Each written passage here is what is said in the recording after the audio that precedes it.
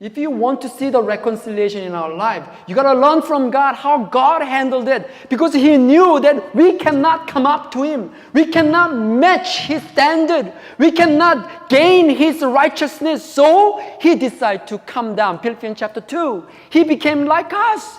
He didn't mind becoming like us because He loved us enough to reconcile us. Yeah? It flows from the top. And verse 6 is, you see, at just the right time, when we were still powerless, Christ died for the ungodly. Very rarely will anyone die for a righteous person, though for a good person, someone might possibly dare to die. But God demonstrated His own love for us in this. While we were still sinners, Christ died for us. Now, you hear me? You hear me right now? The main principle, the solution is actually your heart. Your heart. Your heart needs to grasp this, that, it flows from the top. It's not like if you change it, I will change. It's never like that. Reconciliation will not happen that way. Somehow, somebody stronger, somebody who is mature, has to be the first one who act.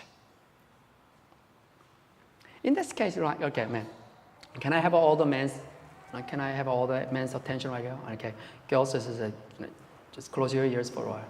Just man to man, right? This one thing I found is this. I know it's kind of unfair too, but that's biblical principle, and also I feel it works. I know it works in my life in every way, every marriage, every godly family. When in this context, and between husband and wife, if it flows from the top, and God demonstrates, I'm the father and I am the husband, and I really believe it's the man is the one who should act first, always. It's the man who should be the one who forgive first. Man is the one who should be able to understand first, love first. I know, already you hate me, right now. That's not fair. You see, that's the thing. If you want the fairness, go to the court. If you want the reconciliation, you act first. Why? Because the Bible says you have the leadership. God has given you the leadership. You are the strong one. And hopefully you are the strong one. I mean, that's the problem. The messed upness in the family comes when men do not becoming a man in the family. Right? You act like girls, I'm sorry, no, that's the wrong word. Right? But you do what I'm saying here. I believe that if you understand that, okay, and I am the strong one, then I should act first. It flows from the top. And also, in the church setting.